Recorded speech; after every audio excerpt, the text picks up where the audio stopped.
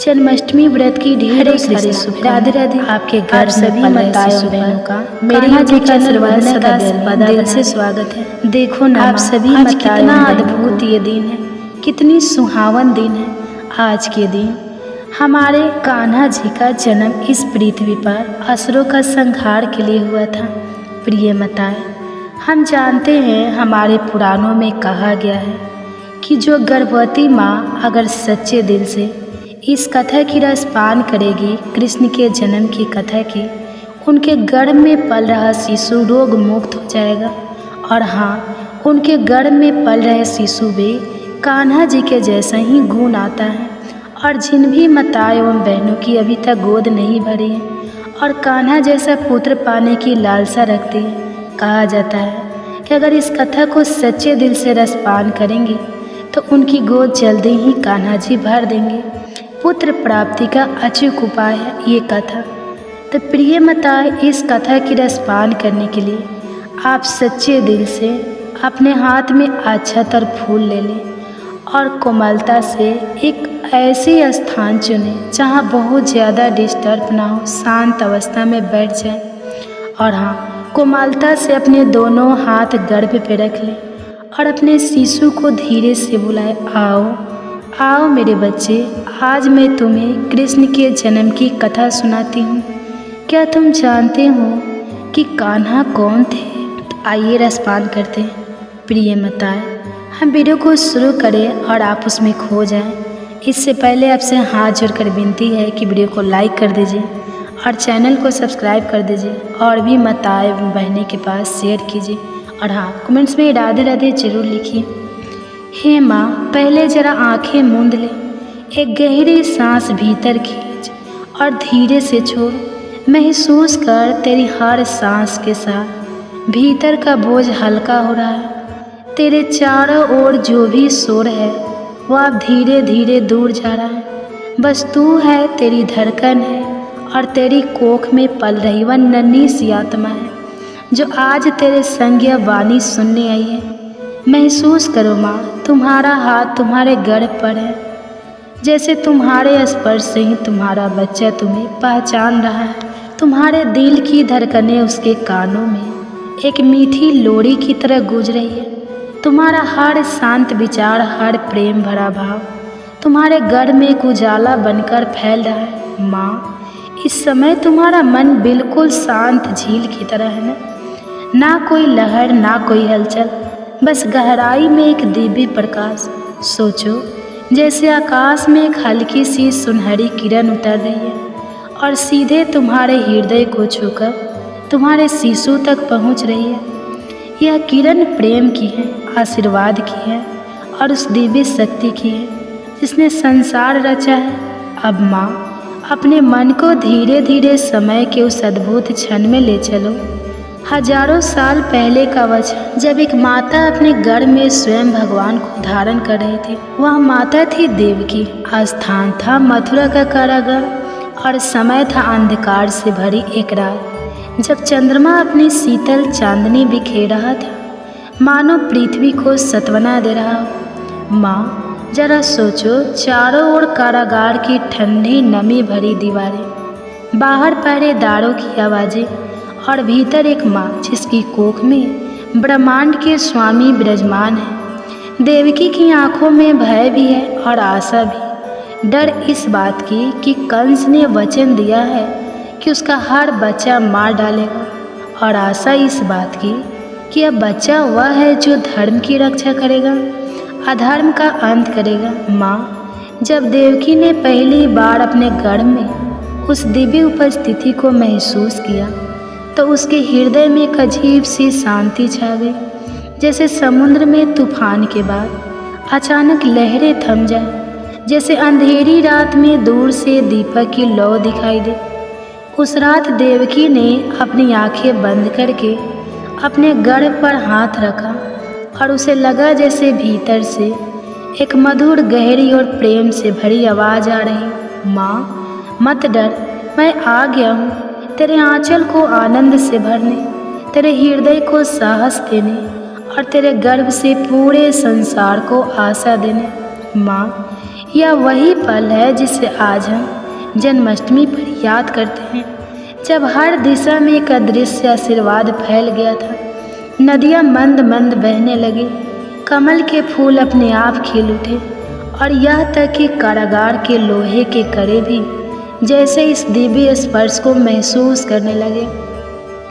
अब माँ, तुम भी इस कथा को सुनते सुनते अपने गर्भ में वही शांति और दिव्यता महसूस करो जैसे स्वयं श्री कृष्ण तुम्हारे भीतर मुस्कुरा रहे हो। सोचो माँ, मथुरा के उस कारागार को जिसकी मोटी पत्थर की दीवारें ठंडी और नमी से भरी हैं, ऊपर लोहे की सलाखें हैं जिनसे होकर चंद्रमा की रोशनी भीतर उतर रही है। उस रोशनी में धूल के कण ऐसे तैर रहे हैं जैसे छोटे छोटे दीपक हवा में झूल रहे हो। बाहर पहरेदारों के कदमों की आवाज़ है, लेकिन आज उनके कदम भी धीमे हैं, मानो वे भी किसी अदृश्य संगीत के साथ चल रहे हैं। देवकी उस कोने में बैठी है जहाँ पत्थर की दीवार से पीठ टिकी हुई है और उनका हाथ अपने गर्भ पर रखा हुआ है। उनके चेहरे पर थकान भी है और तेज भी, आँखों में नमी भी है और एक अजीब सी चमक भी। उसका मन अतीत से भय को याद करता है,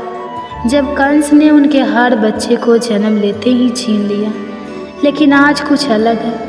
आज भीतर एक ऐसी उपस्थिति है जो भय को पिघला रही है, जैसे अंधेरी गुफा में दीपक जल उठे। माँ, सोचो उस पल को देवकी ने अपनी सांसें धीमी कर दी, अपनी पलकों को बंद किया और तभी उनके भीतर से एक कोमल, मधुर और गहरी आवाज़ें, माँ, तेरी कोखब केवल तेरी नहीं रही, यह संपूर्ण सृष्टि का आश्रय बन चुकी है। मत डर, मैं यहाँ हूँ, तेरे हर आंसू को मोती में बदलने के लिए, तेरे हर भय को साहस में बदलने के लिए। जैसे ही यह आवाज़ आई, बाहर की दिशाएं बदलने लगी। यमुना नदी का प्रभाव मंद हो गया, उसके जल में चांद की परछाई और स्पष्ट हो गई। किनारे के वृक्षों की पत्तियां हल्की हल्की हिलने लगी, मानो वे भी इस खबर को एक दूसरे तक पहुंचा रही हो। कमल के फूलों ने अपनी पंखुड़ियां खोल दी और उनकी सुगंध हवा में घुलकर कारागार की दीवारों तक पहुंच गई। माँ, उस समय केवल धरती ही नहीं, स्वर्ग और पाताल भी इस क्षण में सहभागी थे। इंद्रदेव ने अपने अमृत कुंभ से एक बूंद आकाश से गिराई जो किसी बादल के सीधे यमुना के जल में समा गई। वायुदेव ने अपने स्पर्श को इतना कोमल बना दिया कि वह मात्र आशीर्वाद बनकर बहने लगा। अग्निदेव ने अपनी ज्वालाओं को शांत कर दिया, मानो कह रहे हो, आज मेरा ताप नहीं, केवल प्रकाश चाहिए। और माँ, जब यह सब हो रहा था, कारागार की दीवारें भी जैसे नरम हो गई थी। लोहे के कड़े जो अब तक कठोर और ठंडे थे, उनमें भी एक गर्माहट आ गई थी, मानो वे भी इस पवित्र क्षण में देवकी को बांधने के बजाय सहारा दे रहे हो।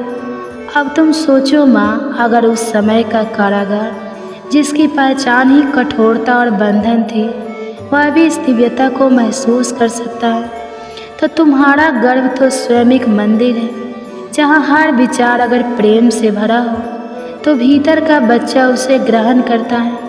और इसलिए माँ, आज जब तुम यह कथा सुन रही हो, मैं चाहता हूँ कि तुम अपने मन को वैसा ही पवित्र बना लो, अपने गर्भ को उसी ऊर्जा से भर लो जैसे स्वयं श्री कृष्ण तुम्हारे भीतर बैठकर बांसुरी बजा रहे हो। उस बांसुरी की धुन तुम्हारे शिशु की आत्मा में प्रवेश कर रही हो।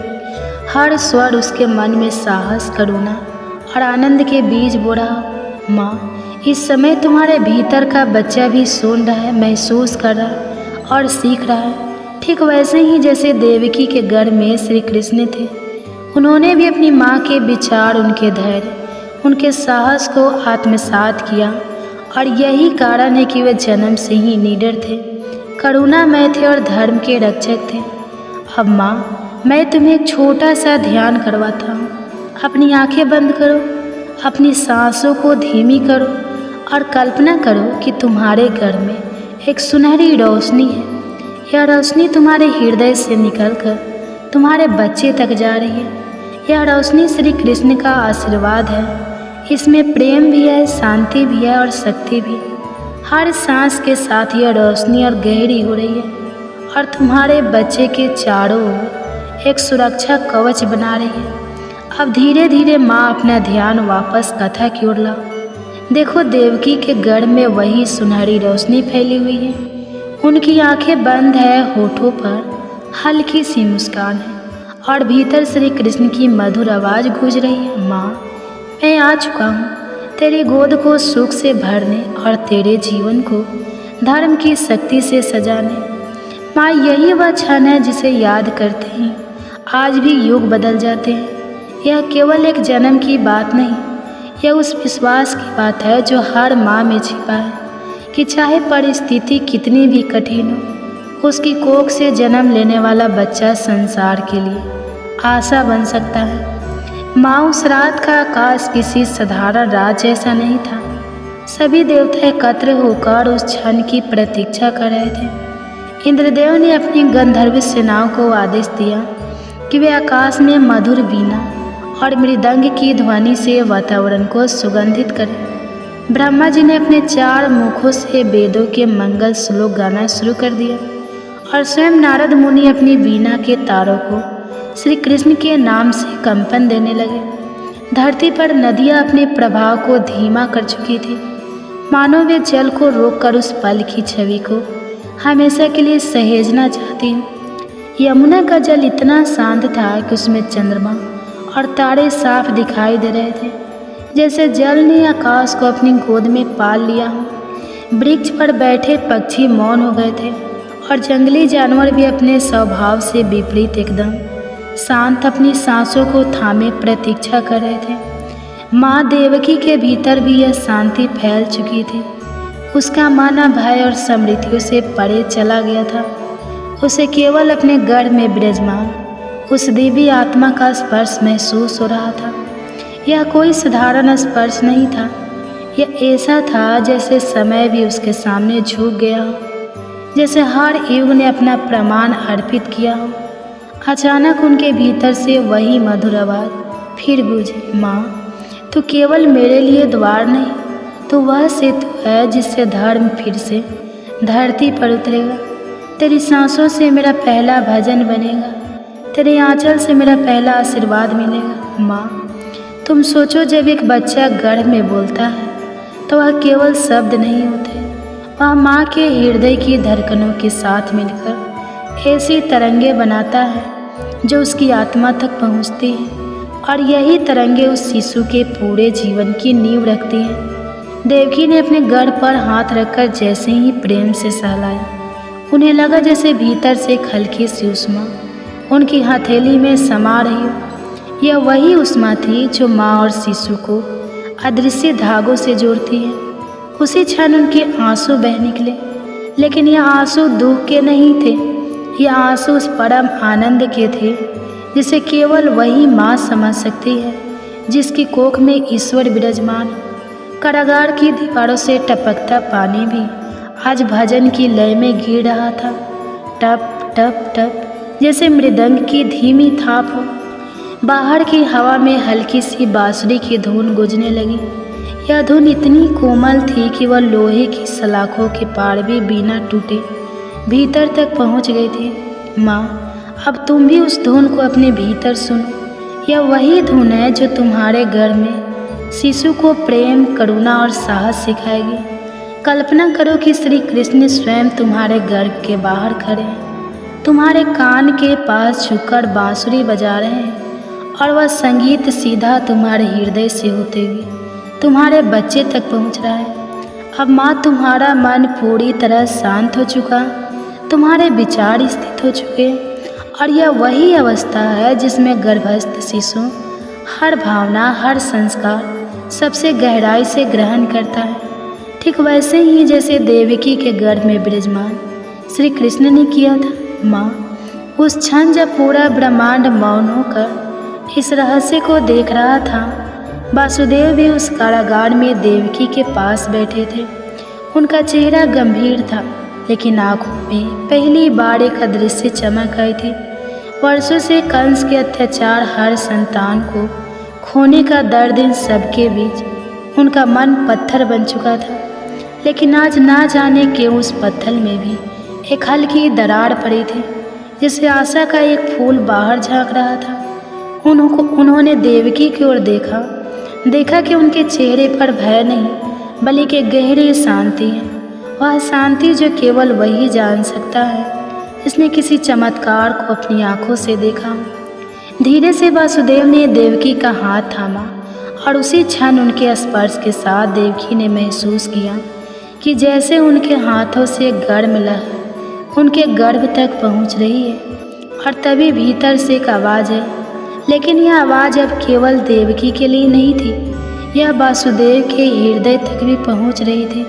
पिता, माँ, मैं आ चुका हूँ। तुम दोनों की हर पीड़ा अब मेरे लिए है। अब से तुम्हारा भय मेरा होगा, तुम्हारा संघर्ष मेरा होगा और तुम्हारा धर्म मेरा मार्ग होगा। माँ, यह कोई साधारण आवाज़ नहीं थी, यह वह शक्ति थी जो केवल शब्दों से नहीं बल्कि एक अनुभूति से बोलती है। जैसे किसी ने तुम्हारे हृदय पर हल्के से हाथ रखकर कह दिया हो, अब सब ठीक होगा। पहाड़ मथुरा की गलियों में भी एक बदलाव था। लोगों को पता नहीं था कि क्या होने वाला है, लेकिन एक अजीब सी प्रसन्नता उनके दिल में थी, जैसे किसी ने अनदेखे रूप में उनके मन को छू लिया हो। छोटे छोटे दीपक अपने आप जलने लगे थे और घरों के आंगन में खिले तुलसी के पौधों पर ओस की बूंदें मोतियों की तरह चमक रही थी। स्वर्गलोक में नारद मुनि ने अपनी वीणा के तारों को बदला और एक नई रागिनी छोड़ी। यह रागिनी थी विजय की, जो बताती थी कि अब अंधकार का समय समाप्त होने वाला है। यमराज ने अपने गज पर से उतरकर प्रणाम किया। समुद्र ने अपने भीतर की लहरों को रोककर मौन धारण किया और धरती माँ ने अपनी पीठ सीधी कर ली, जैसे कह रही हो, मेरा भार हल्का होने वाला है, क्योंकि धर्म वापस लौट रहा है। तुम भी इस क्षण को अपने गर्भ में महसूस करो। सोचो कि तुम्हारा बच्चा भी तुम्ही और पिता को इसी तरह देख रहा है, तुम्हारे हर भाव, हर विश्वास को ग्रहण कर रहा है। अगर तुम आज साहस रखोगी तो वही साहस उसके चरित्र में जन्म से ही बस जाएगा। और फिर गर्भ से श्री कृष्ण की आवाज़ एक बार और आई, लेकिन इस बार उसमें एक मधुर दृढ़ता थी। माँ, तेरी आँखों के आंसू अब केवल प्रेम के होंगे, तेरे हाथों के कांपने अब केवल आनंद से होंगे और तेरे हृदय की धड़कन अब केवल मेरे नाम के लिए हुई। माँ, उस कारागार की दीवारें जो सदियों से केवल कैद और अंधकार की साक्षी थी, उस रात एक अदृश्य प्रकाश से नह उठा। यह कोई साधारण रोशनी नहीं थी, नदियों की ना चांद की, यह आभा थी स्वर्ग से उतरती हुई, जो किसी एक दिशा से नहीं बल्कि हर ओर से फैल रही थी। सबसे पहले वहाँ प्रकट हुए ब्रह्मा जी। उनके 4 मुख एक साथ चारों वेदों का उच्चारण कर रहे थे। उनके हर शब्द के साथ हवा में एक कंपन फैल रहा था, जो पत्थरों के भीतर तक उतरकर उन्हें कोमल बना रहा था। फिर आए महादेव। उनके जटाओं से गंगा की धारा टपक रही थी, जो कारागार के फर्श पर गिरते ही कमल के फूल बन रही थी। उन्होंने अपनी त्रिपुंडधारी दृष्टि से देवकी और वासुदेव को देखा और मौन आशीर्वाद दिया। उसके बाद इंद्रदेव, वरुण देव, वायु, अग्नि सभी अपनी अपनी शक्तियों सहित वहाँ खड़े थे। देवकी ने विस्मय से यह सब देखा, उनकी सांसें रुक सी गई। गर्भ के भीतर श्री कृष्ण की उपस्थिति पहले से कहीं अधिक स्पष्ट महसूस हो रही थी। उनके चारों ओर जैसे सुनहरी धुंध का एक घेरा बन गया था, जो धीरे धीरे और तेज चमकने लगा। वासुदेव ने हाथ जोड़ लिए। उनकी आंखों से आंसू बह निकले, लेकिन आज यह आंसू किसी हार के नहीं बल्कि कुछ सौभाग्य के थे, जो केवल कुछ ही आत्माओं को मिलता है। स्वयं देवों के साक्षात्कार का तभी सभी देवताओं ने एक साथ प्रणाम किया, लेकिन यह प्रणाम देवकी वासुदेव को नहीं था। यह प्रणाम उनके गर्भ में विराजमान उस परमात्मा को था। और उसी क्षण गर्भ से एक दिव्य गूंजती हुई मधुर आवाज़, देवक तुम्हारा स्वागत है। उस रात केवल जन्म नहीं, यह धर्म के पूर्ण जन्म की है। आज से मैं हर युग में, हर समय में जब भी यह धर्म बढ़ेगा अवतरित होऊंगा। माँ, यह शब्द केवल देवताओं में नहीं सुना, यह पूरे ब्रह्मांड में फैल गया। हिमालय की चोटियों से टकरा कर लौटे, महासागरों की गहराइयों में गूंज उठे और यहाँ तक कि हर उस जीव के हृदय में पहुँच गए जो सत्य और प्रेम में विश्वास रखता है। फिर महादेव ने आगे बढ़कर देवकी के मस्तक पर अपना हाथ रखा। उनकी आंखें बंद हो गई और उन्हें एक अद्भुत दृश्य दिखाई दिया। गोकुल की गलियां, यशोदा की गोद, बांसुरी की मधुर तान और चारों ओर हंसते खेलते ग्वाल बाल। महादेव ने कहा, माता, यह केवल कारागार नहीं, यह वही द्वार है जहाँ से आनंद इस धरती पर प्रवेश करेगा। उस क्षण कारागार के बाहर तेज हवा चल ले, लेकिन वह ठंडी नहीं बल्कि गर्माहट से भरी थी। यह वासुदेव का आशीर्वाद था जो गर्भ तक पहुंचकर उस बच्चे के चारों ओर एक सुरक्षा कवच में बदल गया। अग्निदेव ने अपनी ज्वालाओं को शांत कर केवल एक हल्का प्रकाश भेजा जो गर्भ के भीतर दिया बनकर जलने लगा। वरुण देव ने जल की बूंदें भेजी जो आशीर्वाद के मोती बनकर देवकी की आंचल पर ठहर गई। और फिर सभी देवताओं ने एक साथ कहा, जय श्री कृष्ण। और उसी क्षण वह दिव्य आभा मंडल इतना उज्जवल हो गया कि कारागार की दीवारों के बाहर खड़े पहरेदार भी चौंक कर इधर उधर देखने लगे, पर उन्हें कुछ दिखाई नहीं दिया। यह आभा केवल उन्हीं को दिखाई दे सकती थी जिनके हृदय में श्रद्धा थी। माँ, अब तुम सोचो, अगर देवताओं ने स्वयं आकर गर्भ के चारों ओर यह सुरक्षा और आशीर्वाद दिया तो उस शिशु के जीवन में भय का स्थान कहाँ होगा। आज जब तुम यह कथा सुन रही हो, तुम भी अपने मन में यह विश्वास रखो कि तुम्हारा गर्भ भी उसी प्रकार सुरक्षित है। तुम्हारे विचार, तुम्हारा प्रेम, तुम्हारा विश्वास, यही उसके चारों ओर दिव्य आभा मंडल बना रहे। माँ, मैं तेरे गर्भ में हूँ, पर मेरा प्रेम और आशीर्वाद तेरे हृदय में हर कोने में फैल चुका है। तू सोचती होगी, मैं इतना छोटा, इतना नन्हा तेरे भीतर कैसे तुझे मार्ग दिखा सकता हूँ। पर माँ, याद रख, आकार से शक्ति नहीं मापी जाती। बीज छोटा होता है पर उसमें बरगद बनने की क्षमता होती है, और मैं तेरे गर्भ में उस शक्ति का स्रोत हूँ जिसे युग युगांतर तक कोई मिटा नहीं सकता। माँ, मैं तुझसे कुछ कहना चाहती हूँ। जब तू सांस लेती है, मैं तेरे साथ सांस लेता हूँ। जब तू खुश होती है, मैं तेरे साथ मुस्कुराता हूँ, और जब तू दुखी होती है, मैं तेरे भीतर से तेरी पीड़ा सुख लेता हूँ, ताकि तेरे मन का बोझ हल्का हो जाए। लेकिन माँ, एक बात याद रख, तेरे हर विचार का स्वाद मैं चख खाता हूँ। अगर तेरे विचार मीठे हैं, प्रेम और करुणा से भरे हैं, तो वही मिठास मेरे मन में हमेशा के लिए बस जाएगी। अगर तेरे विचार कटुस हैं, क्रोध या भय से भरे हैं, तो वह भी मेरे आत्मा पर छप जाएगा। इसलिए माँ, अपने मन को वैसे ही रख जैसे एक पवित्र मंदिर रखा जाता है, साफ, सुगंधित और प्रकाश से भरा हुआ। माँ, जीवन में तुझे कई बार लगेगा कि दुनिया तेरे खिलाफ है, कि तेरा कोई साथ नहीं देगा, पर तब मुझे याद करना, जिस तरह इस कारागार में मेरी माँ और पिता अकेले थे, फिर भी वे अकेले नहीं थे क्योंकि मैं उनके साथ था। वैसे ही जब तू कठिनाइयों में होगी, मैं तेरे साथ रहूँगा। मैं तुझे वचन देता हूँ माँ, तेरे बच्चे के हर आंसू से पहले मैं उसके गाल पर अपनी हथेली रखूँगा। तेरे बच्चे के हर डर से पहले मैं उसके मन में साहस का दीप जलाऊँगा। माँ, मैं तुझसे एक और वचन चाहता हूँ। जब मैं इस संसार में जन्म लूँ, चाहे किसी भी रूप में, बेटा बनकर, बेटी बनकर, या तेरे जीवन में किसी और रिश्ते के रूप में, तो मुझे अपने प्रेम से सींचना, अपने संस्कारों से गढ़ना, ताकि मैं जहाँ भी जाऊँ तेरी कोख की खुशबू साथ ले जाऊँ। और माँ, मैं तुझसे यह भी कहता हूँ, तेरे गर्भ में जो पल है वे केवल शारीरिक विकास के पल नहीं, यह वह समय है जब आत्मा का चरित्र गढ़ जाता है। इसलिए मुझे प्रेम के गीत सुना, मुझे अच्छे विचार खिला, मुझे क्षमा और करुणा की कहानियाँ पिला, ताकि जब मैं जन्म लूँ तो दुनिया मेरे चेहरे पर तेरे प्रेम का उजाला देख सके। देख माँ, इस समय ते मेरे चारों ओर प्रकाश का एक घेरा है। यह आभा देवताओं ने दी है, पर इसकी ताकत तेरे विश्वास को बढ़ेगी। अगर तू हर दिन यह माने कि तेरा बच्चा सुरक्षित है, तो यह आभा मंडल युगों तक उसे बचाएगा। माँ, आज की यह रात केवल मेरा जन्मदिन नहीं, यह तेरे विश्वास का उत्सव है। और मैं चाहता हूँ कि यह विश्वास तेरा जीवन भर बना रहे।